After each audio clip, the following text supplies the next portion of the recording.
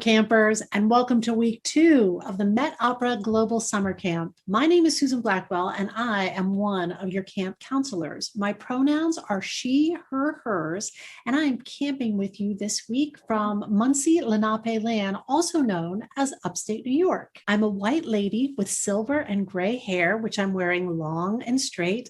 I've got on eyeglasses with black frames and a flannel shirt, perfect for camping. Behind me, you can see grass and trees and sky and puffy clouds far into the distance. But enough about me. Let's talk about summer camp and opera. This week, we're headed into Cinderella's fairy tale ball, or in the language of the opera, Cenerentola's fairy tale ball. This version of the Cinderella story has got everything: wicked stepsisters, charming princes, a very happy ending, but it's got a few twists and surprises too. Keep an eye out for the flying donkey, and in the role of the flying donkey, my dog POTUS. Whoa! Whoa! As always, we'll start our adventure by learning all about the opera with Camp Counselor Stephanie. Later this afternoon, join us for Get Moving Mondays. You know who's got some moves? POTUS. Tomorrow, Tuesday, we're going to practice our singing with Camp Counselor Guzzi and Miss Berglund, and we're going to roll right into a sing-along with Mr. Aaron. You know who's a great singer? POTUS. Wednesday, we'll get to learn what it was like to sing La Cenerentola on the stage at the Met from one of the stars of that production. We'll also get to check in with Camp Counselor Stephanie and Madame Kamala on Zoom. Thursday, it's story time with Duke Kim, who, like Emily last week, won the Met singing competition this spring. Wow. And then it's time for Career Corner with me, Susan Blackwell. Hey, do you like designing costumes? Do you like talking about and thinking about fashion? Wait until you meet Rainice Primrose, who's a member of the Met Opera Costume Shop and has also been featured in Vogue magazine. What? Yes. And as you know, Friday is our favorite camper showcase, which is followed immediately by our own fairy tale ball and dance party. You have fun out there, campers, and keep your eyes on the skies for flying donkeys. I hear it's cloudy with a chance of donkey today. Whoa. Met Opera Summer Campers. What was that? That was so fun. Do you guys just love POTUS the Chihuahua? Oh my gosh, do you love Camp Counselor Susan as much as I do? Hey everyone, it's me, Camp Counselor Dan.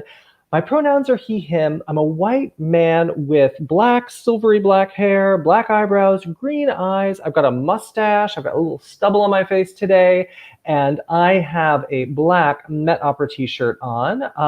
The background of my screen is a white wall. There's a picture of an elephant, there it is, and a mirror right behind me. And that's me, everyone. I'm so happy to be here with everyone. Oh my gosh. Hello, Plinio. How are you?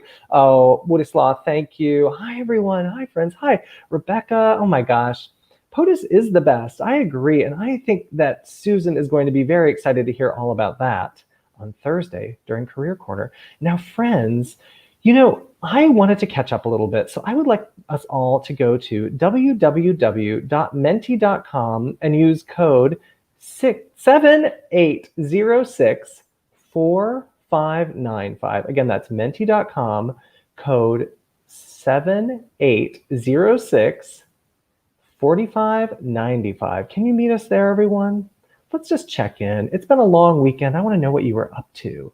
I want to know what kind of operatic adventures you got yourself into. Our first question in the Menti today is, what has been your favorite part of Met Summer Camp so far? Everything. Me too. I know it's hard to pick, but if you had to pick, what would it be? I think it might be that Chihuahua we just met. Frankly, that's mine. Oh my gosh. And if you can't use Menti, I know some of our friends don't have access to it. You can just type it in. Everything. Oh my gosh, so fun. I think that people are liking everything so far. That's good to know. All right. POTUS, Margarita. Margarita is Dr. Kamala's amazing kitty cat. Career Corner was wonderful last week, wasn't it? Getting to meet a composer and librettist who are creating an opera for the Metropolitan Opera. The dance party, always a favorite. Showcase. You are all so talented. It's unbelievable. Oh my gosh, I could go on and on. I love that everything is the biggest because I love everything too. I love everything you all do. Let's check out our next question here. How are you feeling today, campers? How's it going? Are you amazing and ready for more opera in your life? Are you just feeling good? Yeah, in between. Have you been better? Have you been worse? Are you grumpy? Are you sad? Where are you today? What are you feeling? Huh? Let me know. Maybe I have to start this one, do I? Maybe I have to start the voting here? Do I have to do it? Oh my gosh, wait, hang on. I'm not the maestro that Camp Counselor Tim is. Hang on, everyone. Let me get this going here.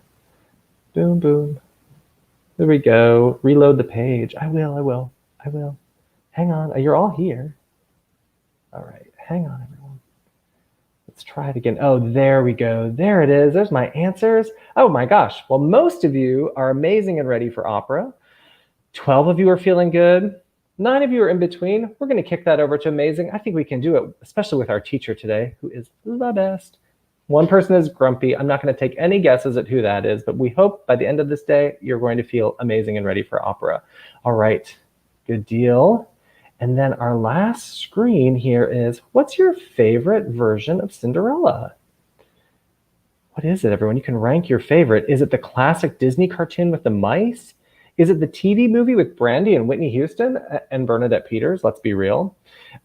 Is it Into the Woods, the movie with Amy Adams and Meryl Streep, also a stage musical? Is it the Met Cendrillon? Oh, moving into first place. Someone likes them all. Classic Disney coming up. Oh my gosh, they're moving so fast. I do love the Met Cendrillon, but I know you are going to love La Cenerentola, which is Italian Cinderella. Last year we explored French Cinderella, and now we're moving on to Italy. The Rossinis. Rossini's, oh my gosh, I know. Julia and Martina love the Rossinis. Oh my gosh, TV movie with Brandy and Whitney Houston, a classic. Wow, classic Disney is coming out on top, it looks like. Oh boy, this is so fun. I could do this all day. Campers, are you ready to meet our camp counselor today? You know her well. She was around last summer. She taught us an amazing lesson, I believe, on the magic flute last year. And we just learned about the magic flute this week, or last week. So we're going to have a great time with her. And I want to get her in here so she can do her thing. Please welcome Camp Counselor Stephanie Hendrix. Hi. Hello, friends. I am so happy to be here with you today. I'm coming to you from Wabanaki territory in Penobscot land, otherwise known as Bangor, Maine. I use the pronouns she, her, and hers, and I am a middle-aged woman, white woman, with reddish-brown hair that's pulled back. I am wearing a tealish color dress that matches my couch that I'm sitting on, and there's a funky lamp behind my head that looks a little bit weird, but it's okay. I am so glad that y'all are here with me, us today, and that you're camping with us. Let's get started. I'm going to get out of here and let you do what you do better than anyone I know. Have a great time, Stephanie. I'll see you at the end. Bye, friends. Perfect. Thanks. Let's start the slideshow. I am so excited for another week of Met Opera Summer Camp. This is so spectacular. Let's hit that next slide because this is a little bit about me. And friends, this is my picture of my perfect Cinderella moment in my life. That is my wedding dress, friends. Red dress. That's true. It was a Christmas themed wedding, and and I'm so pale that white is not a great color for me. But I wanted to share that picture with you because it connects to some of the things we'll be talking about with regard to costuming and some of the activities that I have planned for you this week. There's so much fun and excitement coming your way. I'm also a language arts and humanities teacher, and I feel like I got to put that out there because I know many of you are used to talking music and technique and all sorts of stuff when it comes to the opera. I'm going to be talking more about some of the story elements and some of the history elements because that's my jam. Next slide, please. So here's our agenda. Here's how things are going to work. First, we'll talk about the opera. I'll give you a little preview of the plot and the characters and some other kind of important things that you might need or want to know, especially if you haven't seen it yet. And then I am going to review all of the fun and exciting activities that I've planned for you this week. There are an awful lot of them in Google Classroom. Please, please, please don't feel like you have to do all of them unless you want to. But there's lots to pick and choose from. And so hopefully folks will be able to find something that piques their interest and makes this camp experience enjoyable. I'm seeing, thank you so much for all the comments about the dress. It's my favorite piece of clothing I've ever owned in my life, but you are going to get a chance to get fancy too. But spoilers, we'll talk about that later. So I want to talk just a little bit about Rossini and the historical context of La Cenerentola, because this is an opera that fits into the bel canto tradition, and that's Italian for beautiful singing. And you are definitely going to hear some beautiful singing in this production. It is really spectacular. But the time period that this opera fits into is also really influenced by Enlightenment thinking. And for those of you who are really familiar with that Disney Cinderella version, and you're used to seeing things like glass slippers and fairy godmothers and pumpkins turning into coaches, you're not really going to see much of that in Rossini's production because during the Enlightenment, the focus was really all about intellect and reason, using your brain, not so much about using magic. So you don't tend to see a lot of that magic in this production. That doesn't mean that it won't be magical, but in a little bit different kind of a way. Next slide. Oh, one more fun fact. According to rumor, Rossini wrote this opera in just 24 days. That is less than a month, friends. I don't even know. Like, think about what you did in the last 24 days. I know I am on summer vacation because I'm a teacher and I am living it up. I did not write an opera in the last 24 days. That did not happen. Now, he did kind of repurpose some music that he had written for other events and kind of wove it into this story. But think about that. This full opera, 24 days. Yeah, that's about the length of summer camp. Exactly. So the challenge is on, my friends. I don't know. As a writing teacher, every November is NaNoWriMo. It's the National Novel Writing Month. And so some of my students and I take on the challenge to try to write a novel in a month. Well, maybe you want to take on this challenge and try to write an opera in 24 days. See what you can do. That's not one of the activities, but if you feel like you want to rise to the challenge, I applaud you for that. Next slide, please. Let's talk about our characters.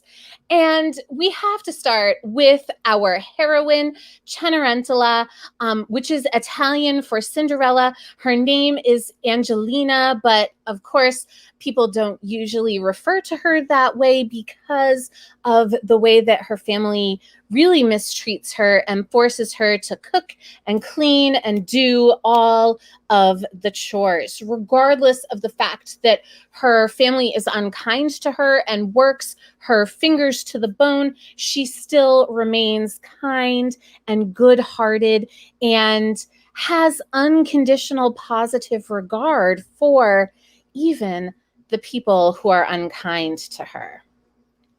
Next, we have Don Ramiro, who is our handsome prince, although for much of the opera, he appears in disguise. We'll talk more about that when we get to the plot, but Don Ramiro is our handsome prince who is going to hopefully help Cenerentola live happily ever after. No less important than the prince, but perhaps a little more comical and hysterical, is Dandini. Now, Dandini is Don Ramiro's valet, which is kind of like his butler, sort of back in the day when people's clothes were a little fancier. Folks often needed help getting dressed, particularly if you were wealthy. You had somebody come around who would like iron your clothes and brush your suit jackets and polish your shoes. And that's kind of what the valet does. But think of him kind of like a butler. And Dandini is sort of in on this plot with Don Ramiro. He is a very funny character. So I hope you appreciate the madcap antics that he gets up to. And then we have Alidoro. So most of these stories have this character who is full of wisdom and who really kind of knows the truth. And that's Alidoro. So he's a tutor. He's a teacher. He is also sort of the stand-in for the fairy godmother, if you will, in this particular production. So he's going to be an important figure as well, who also shows up in disguise. In fact, that's one thing that all four of these characters have in common, is that all four of them show up in disguise in some fashion or another. But now that we've talked about all of our heroes and heroines are kind of good guys, we need to go to the next slide to talk a little bit about the bad guys.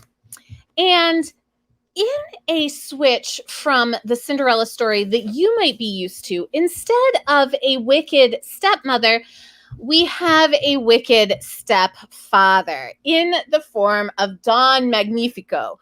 And he is, he's greedy. He's a little bit full of himself. He brags kind of a lot. And he is really kind of entitled. Like, he feels like the world owes him more than what he actually has. And he's a little bit underhanded, as all kind of good villains are, trying to make the world work to his advantage. His daughters do not fall far from the tree. These are Cenerentola's stepsisters, and they are pieces of work. Can I tell you? They are, they're rather comical, a little bit bratty. They kind of throw temper tantrums. They think they are all that and a bag of chips, and both of them want to marry that handsome prince. Things don't quite work out for them as well. Let's move on to our next slide and talk about the plot. So, like most of the Cinderella stories that I'm sure you're probably familiar with, Cenerentola lives with her wicked stepfather and her stepsisters. She's forced to cook and to clean and to do all sorts of things that maybe she doesn't want to do or that isn't a lot of fun, but she, as I mentioned before, has a good heart and really tries to keep a smile on her face regardless. For folks who want to see the comic, these images come right out of the illustrated synopsis that is in your Google Classroom. I'm only highlighting a few frames from that illustrated synopsis, but if you want to read the whole thing, it is spectacular and will give you a really great summary of our opera. At a certain point, though, right at the beginning, a mysterious visitor appears at Cenerentola's house. And of course, her stepfather and stepsisters are like, who is this really ugly person who showed up dressed in rags get away. And they're pretty rude. Cenerentola, however, shows kindness, welcomes the person, and sort of gives them hospitality, which, for those of you who are fairy tale fans, you know, if a beggar shows up asking for your kindness, give it to them. For those of you who have seen Beauty and the Beast, like, you know what happens when you're not nice to these people who show up. And that's kind of what happens in this story as well, because dun, dun, dun, the beggar who shows up is actually the prince's tutor, Alidoro, in disguise. Now, our next disguise shows up in the form of our prince, who is in need of a bride. So this opera comes out of the 19th century, when things were really traditional, and particularly royal families needed to make sure that they had heirs, children who could inherit the crown. So it was super important for a prince like Don Ramiro to get married so that he could have heirs that he could pass the crown along to. But this is not just any prince. He is pretty good-hearted too. And he decides, in a Freaky Friday move, to kind of switch places with his valet. So the person you see as the valet in the beginning of the opera is actually the prince, and the person you see as the prince is really his valet. So this is like any of those like Prince and the Pauper kind of stories that you see. The valet shows up and sees Cenerentola, and of course, it is love at first sight. They fall in love. They sing a beautiful song together. You are going to love that music, and they fall in love. Next slide. Of course, no Cinderella story is complete without the ball. And of course, the ball is this excuse for helping the prince find the bride. But remember that the prince isn't really the prince. He's really the butler. So here you have Cinderella's stepfather and her stepsisters all madly and in vain trying to impress the butler, who is deciding to live it up for a while, because he's like, if I have to pretend to be the prince, I am going to enjoy this. He's like, I'm going to eat at the banquet. I'm going to enjoy the attention of all of these beautiful people fawning over me. I'm going to wear my fancy clothes, and this is going to be exciting. Now, like in our traditional Cinderella stories, Cinderella's stepfather and stepsisters try to stop her from attending the ball. Now, interestingly enough, because this opera is influenced by Enlightenment thinking, right? It's not some work of magic or something that allows her to be at the ball. It's actually something very pedestrian. That's right, census paperwork. Because the folks in the royal government realize that there are more daughters in the household. Now, if you think about the original Cinderella story, like if she hadn't shown up at the ball, if she had stayed locked up in her room, if the mice and the birds and the fairy godmother hadn't been able to help her out, like nobody would have missed her. But yet in this opera, we have that very kind of rational government paperwork that sort of swoops in and saves the day so that Cenerentola can go to the ball. But she can't go just wearing her normal clothes, and that is where Alidoro comes back in with a super fancy dress full of sparkles and fabulousness. Next slide, please. So, all of this is happening. Cenerentola is in love with the prince, but she doesn't know he's really the prince. The stepsisters and her stepfather are trying to marry the prince, but the prince isn't really the prince. He's the butler. And the prince In a turn of dramatic irony, friends, dramatic irony is what happens when the audience knows things that the characters don't know. So in dramatic irony, the prince, the butler in disguise, proposes to Cenerentola and says, let's get married. And she's like, I'd rather not, because actually I'm in love with your valet. But the valet's really the prince. They don't know this yet. And instead of the glass slipper that is used in a lot of Cinderella stories to help the prince reunite with his beautiful soon-to-be princess, what we have are bracelets. So in this particular production, what happens is that the prince and Cenerentola recognize each other from this pair of bracelets that they have. They discover their true identities. They get married and live happily ever after. And because Cenerentola is such a good person, she forgives her stepfather and her stepsisters for all of their rudeness, for all of their mistreatment, and she shows them the kindness that she wishes that they had shown her. And so everybody kind of gets a happy ending here, which is sort of lovely and fabulous. I am seeing all kinds of conversation about costumes and dresses, and friends, we are just about ready to get into the activities. And if you but first, it's joke o'clock. What time is it? I'm muted. We got to get the joke o'clock sign out of here. Oh my gosh.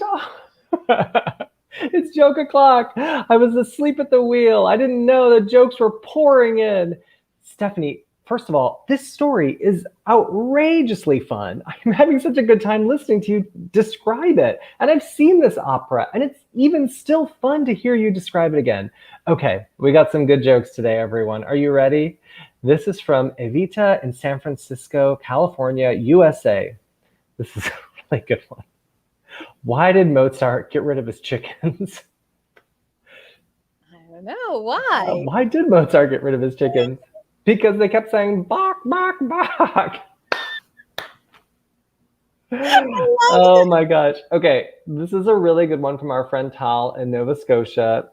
Tal, I don't know where you came up with this one or how you came up with this one, but this is a home run. From Tal in Nova Scotia. What did the composer bring to the grocery store? Her Chopin list. Come on, Tal. That is so good and so corny. Oh my gosh, I gotta go floss my teeth to get all this corn out of here. All right, friends, as you were, bye. See you later. Those were spectacular jokes. And as you watch this production, you are going to see and maybe pick up on some really fantastic humor in this opera. You'll see some kind of physical comic gags happening. You'll also have some really punny plays on words that are happening. And of course, as Susan mentioned, the flying donkey. We'll talk a little bit more about that maybe on Wednesday. So let's go back to our slideshow, Spider Dan, and talk about the activities. Oh my goodness, so much fun and excitement. Friends, they didn't even all fit in this picture, but I'll go quickly through all of them.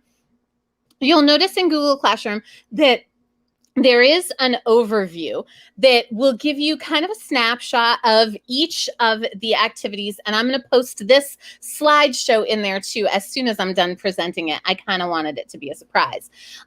So that'll happen. Some of the activities are going to allow you to make your own copy of the activity sheet to type into.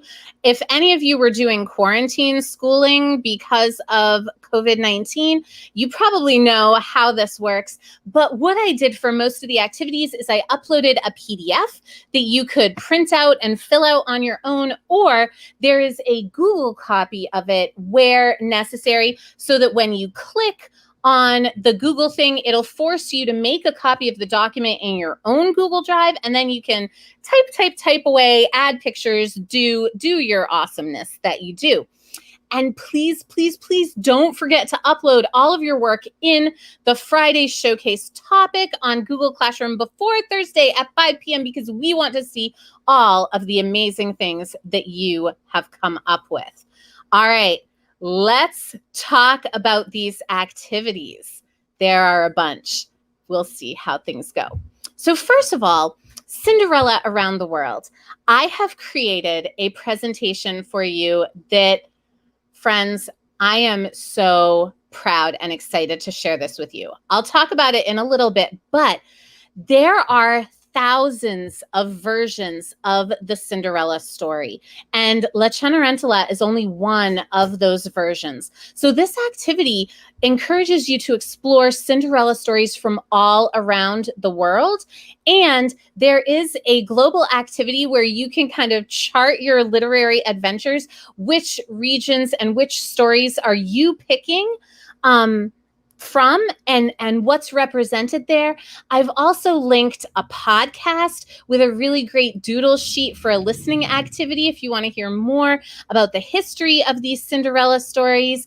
And there is so much fun and excitement here with all of the stories from around the world.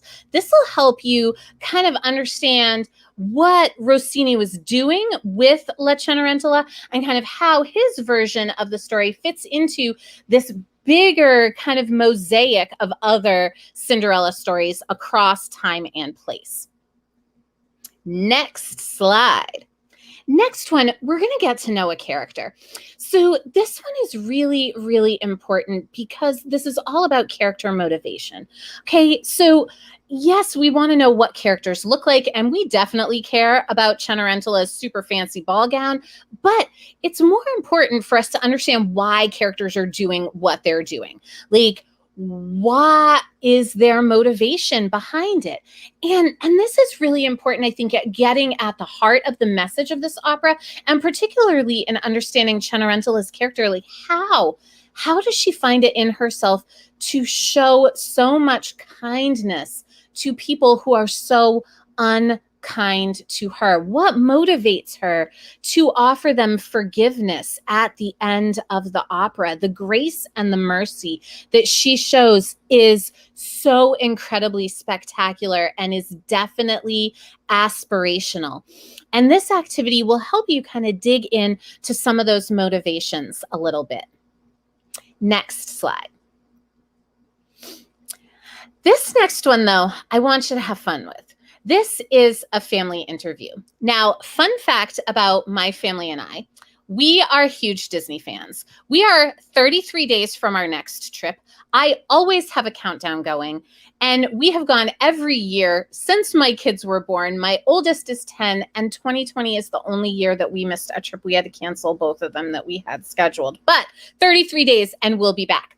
So at Disney, I don't know if you've been there, but they have a dinner where you can eat with Cinderella and Prince Charming and the wicked stepmother and the stepsisters. And when my daughter was 3, we went to this dinner experience, and the stepsisters were all like flouncing around and being all bratty and bossy. And my spunky little 3-year-old looked at Anastasia and Drizella with her little tiny fists on her hips and said, "You two are making bad choices." And of course, they gave each other really mean looks and like flounced up. But all of the rest of us were dying laughing because it was the funniest thing ever. This interview activity will get you or give you an opportunity to kind of channel some of these other characters. You can do this activity on paper if you want, but I also encourage you to think about how you might set it up like a TV interview or a talk show or a radio interview or a podcast, right? And think about who you could enlist to pretend or to take on the characters of the stepsisters or even the wicked stepfather, Don Magnifico, who's a little bit out there. And this is another kind of character activity, but I want you to really have fun with this one. And don't make bad choices, but I think her comment to the stepsisters is kind of a good mindset to channel as you jump into this family interview activity. Next slide, please. Next, friends, this is an activity that the grown-ups in your life, the caregivers that you live with, will really appreciate, because Cenerentola ends up cleaning the house kind of a lot. And for this activity, I have given you a chore chart. That's right. This is your opportunity to complete some royal tasks of your own. You can figure out what tasks do you need to do. Is it about emptying the dishwasher, cleaning your room, doing the laundry? What can you do that will help make life easier for the folks that you live in or live with? And you have an opportunity to pick a royal prize. Maybe a fancy dress, maybe a sparkly crown. I don't know, but think about this. I know the parents are going to love this activity. I will say I made that chore chart in multiple colors, so hopefully you can pick the one that you like the best and see where that takes you. See how clean you can get. You post some pictures in your yellow cleaning gloves and holding the broom to show evidence of all of your hard work. Next slide. Costume critique. Friends, we have been talking about all of these fancy dresses and the costumes and everything. This is an opportunity for you to really pay attention to how the characters are costumed in this opera. There's a space in the middle here for you to sketch your favorite costume. There are some questions at the bottom that also encourage you to maybe think about how you might change the costume, how you might redesign it, what things you might add. You can think about things like shape and how the shapes of the costumes help tell us something about the character, or the colors of the costumes help tell us something about the characters. So have fun with this costume critique. The next one, I'm so glad you like this. I think you're going to like this next one even better, perhaps. This is a twofer.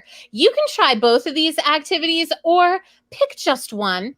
So this is characters in disguise, right? Because when Cenerentola shows up at the ball, she's veiled. No one really knows who she is. Alidoro shows up in disguise, and the prince and his valet are in disguise for much of the opera. So you can try on your best disguise, maybe reenact a Prince and the Pauper, Freaky Friday sort of thing, Parent Trap if you happen to be a twin, and trade places with someone else. What is your best disguise? The next one, though, is my favorite. Oh, can we go back one more slide? Sorry. There was a second part, and that part is all about getting fancy. Because, friends, I know we have the dance party coming up, and I want to encourage you all to put on your fanciest finery. I want glitter. I want sparkles, tuxes, dresses, tails, top hats, whatever you've got that looks spectacular. I want you to flaunt it. Send in your pictures, and maybe you even want to wear your fancy getup to the dance party. Yes, yes, yes, my friends. I'm going to get fancy too. I'm so excited. Grown-ups don't have enough opportunities to get dressed up. So please enjoy this. And if you feel like you want to be creative, you could even design your own outfit. It's a short week though, so maybe don't take too much on. But if a pink top hat, yes, I am dying to see that. I can't even wait to see all of the fun and fabulous things that you come up with. Dance party is Friday, right? I think yes. That's right. Friday, it's the last thing we do each week. Dance parties on Friday. You're going to love it. Yep, there it is. Mm-hmm. Boom. Can't wait. Bye.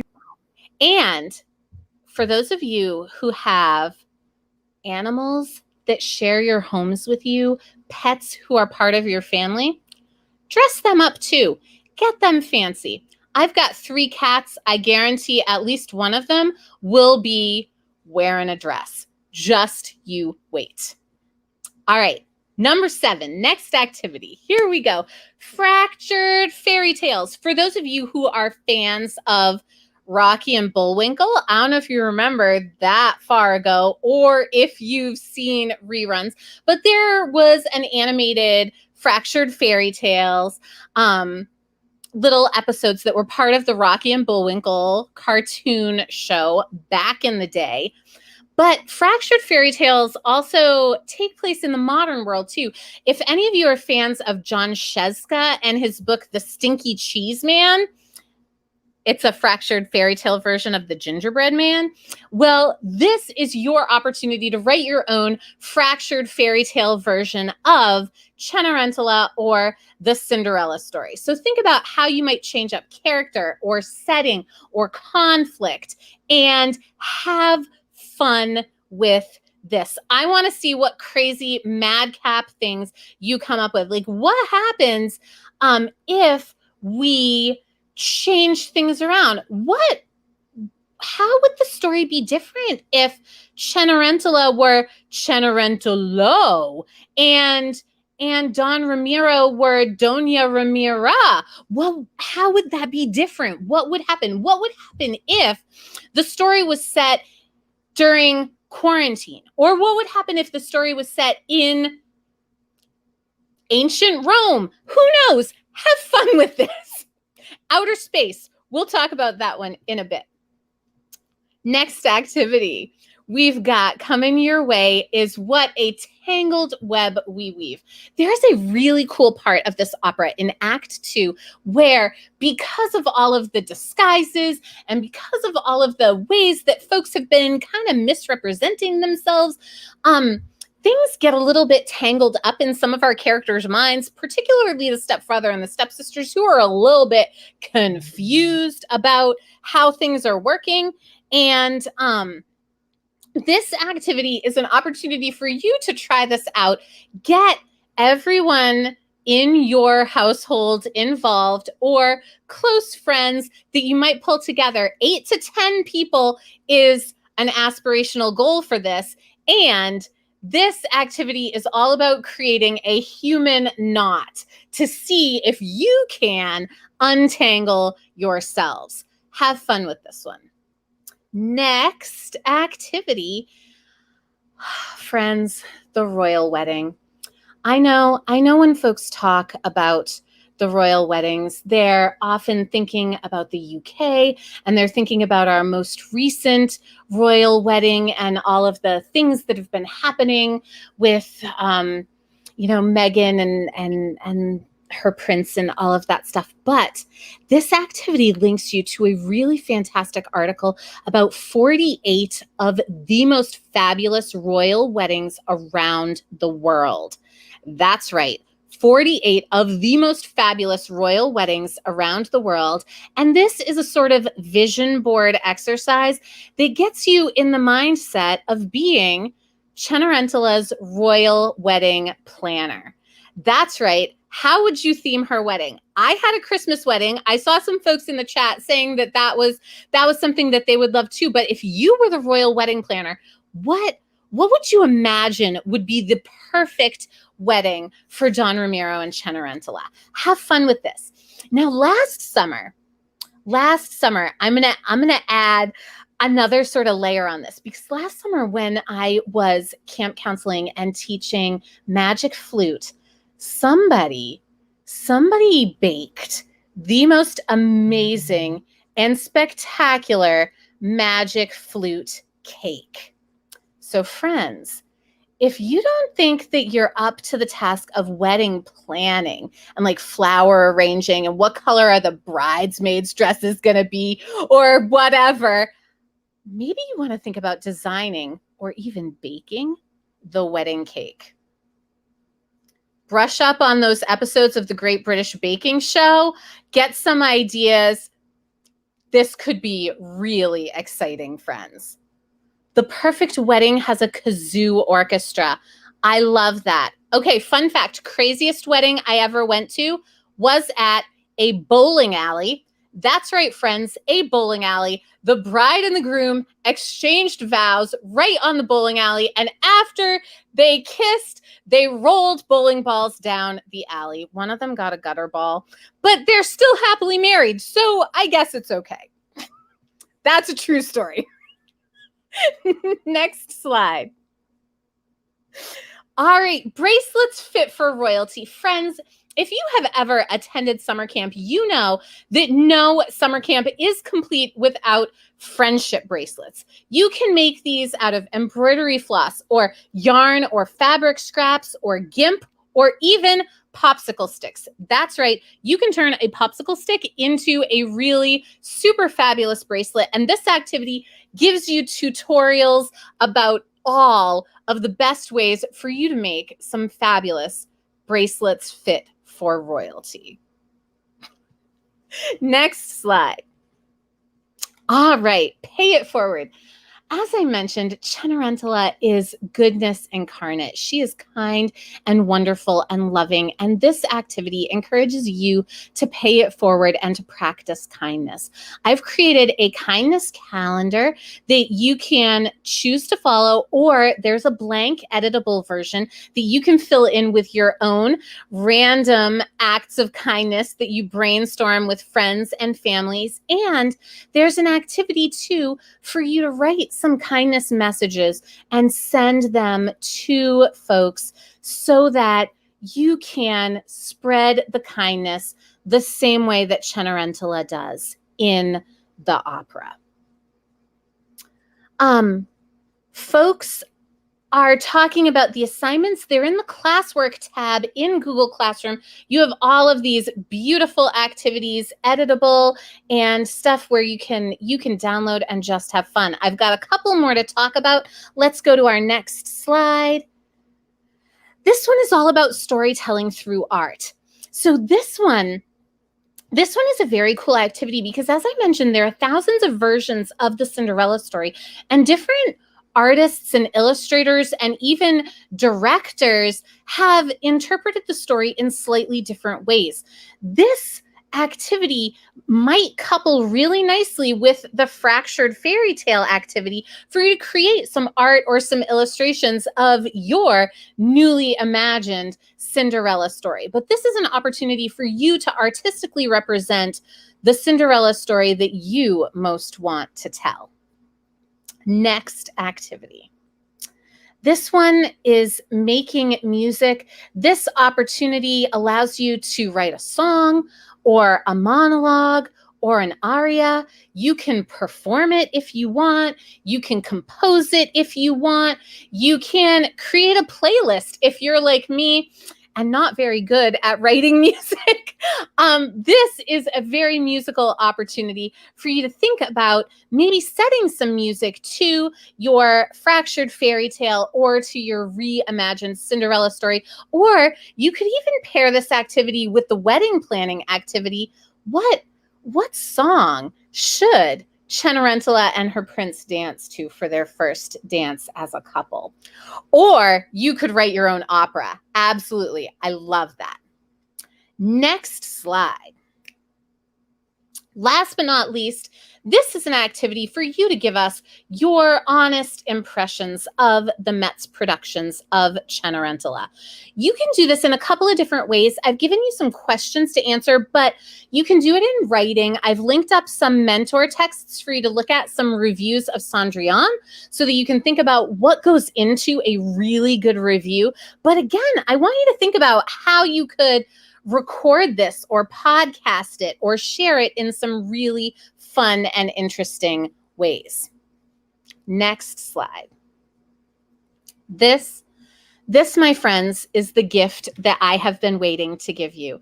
You are going to find this in the activity that is labeled B in the Cinderella Around the World, but I come back to the slideshow in a number of different places throughout the activities. Dan, can we switch to the Google Slides presentation? So this presentation that I have created for you is a virtual library.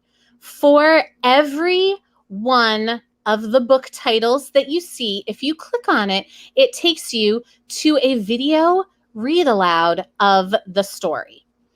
So on this first page, we've got some historical background of the origins of Cinderella, the history of Cinderella, and then a synopsis of La Cenerentola.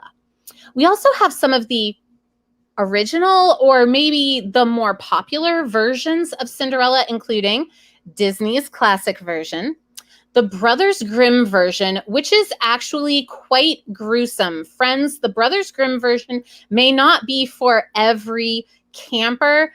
If you're a little bit squeamish, if you're a little bit younger, maybe get a caregiver to preview that one for you before you dive in. And then we have the Perrault version. If we go to the next slide, though, what you're going to see is I have created multiple slides of Cinderella stories from around the world. We have Cinderella stories from the indigenous tradition. We have Cinderella stories from the American Southwest. We have Cinderella stories from the Caribbean. Next slide. We've got stories from all over the place. The Salmon Princess from Alaska, the Irish Cinderlad, and other stories from Europe. Smoky Mountain Rose is an Appalachian Cinderella story. Next slide. We've got some Sumo-rella. Mufaro's beautiful daughters and Chinye are African versions of the Cinderella story. There are more than 50 Cinderella stories linked here for every book title that you see. If you click on it, it takes you to a YouTube video read aloud of all of these stories. Can we just click through a couple more of these slides, Dan, before we go back to the other presentation? We've got Cinderella stories from Asia and the Middle East, the Persian Cinderella. Next slide. But we also have some pretty fun ones like Interstellar Cinderella, Bigfoot Cinderella, Cinderella Skeleton, one of my favorites. The poetry in that picture book is, it's breathtaking. Cinder Edna is a really lovely twist on the story. Next slide. And we also have Cinderella Penguin, because why wouldn't we have a penguin Cinderella or a dinosaur Cinderella? I definitely think we need a kazoo Cinderella. I did not find one of those, but you can write that. I hope that you have as much fun with this slideshow as I had making it and exploring all of these stories. There are some really spectacular ones here. Have fun. It's a lot of Cinderellas. And like I said, there are thousands of them, and this is only like 50. But it's still, I think, enough to give you a pretty good idea of how things work. Dan, can we go back to that other presentation now? So here we go. Don't forget, please make sure you're checking the daily schedule in Google Classroom to make sure that you don't miss anything, including opportunities to chat with some really spectacular people from the Met and our Friday showcase. Make sure that you are sharing photos and videos and all sorts of things in the Google Classroom so that we can share all of your fabulous fantasticness with everyone. And I think I only have one more slide left. And thanks for camping with us. I'm so glad you're here. That was it. I'm so glad you're here. Thanks. Oh my gosh, everyone, let's give it up for Camp Counselor Stephanie Hendrix. Thank you, Stephanie, for being here. Wow, that was so much fun. I learned a lot about Rossini. 24 days to write an opera. How does that even start? I don't even know how that works. And now, Stephanie, while you're here, I would love to make a little announcement. I think this already went live in the Google Classroom and on the website. Oh, yes, Amara, correct. Thank you so much, Stephanie. Thank you, Sis Tal. Thank you, says Dancing Cat. Oh, look at this. Applause emojis. Oh my gosh. Thank you. Thank you. Yes. Thank you. Thank you. That was a wonderful lesson. So informative. Stephanie, are you ready for this special announcement that I'm about to lay on everyone? Oh my gosh, I can't stop giving you love in this chat. I just can't. It's so fun. On Wednesday, July 14th, 2 days from now, we are going to have our weekly artist chat with, I'm like so excited about this, I'm kind of shaking. Mezzo-soprano star of the Metropolitan Opera, Joyce DiDonato. Can you believe it? I can't even believe it.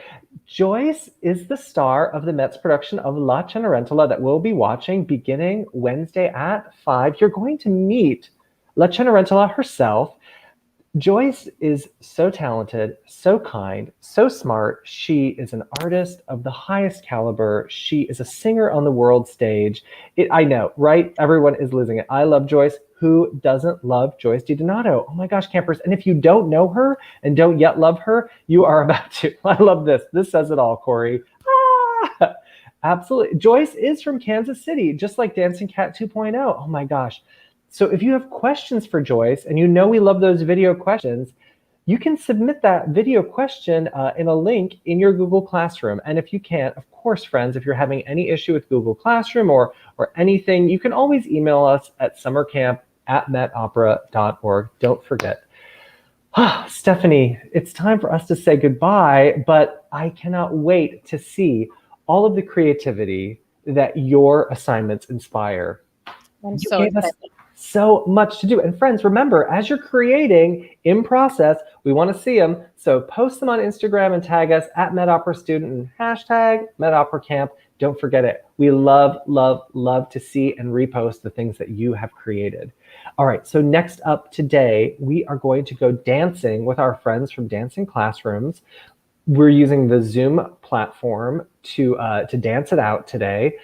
The link for the Zoom registration is in your weekly email, and it's also, I believe, in the Google Classroom. If you have any questions about it, don't worry. Just email us at summercamp@metopera.org. You can always email me. I'm going to be on there right now. I'll see you in a little bit. We're going to be dancing with Miss Akemi and Miss Beata again, and we're going to learn some moves that you might want to use at the dance party on Friday. Oh my gosh. Stephanie, you are the best. You are so, so fun, so informative, so kind. Thanks for being here today. Friends, we'll see you soon. Bye, everyone. Bye.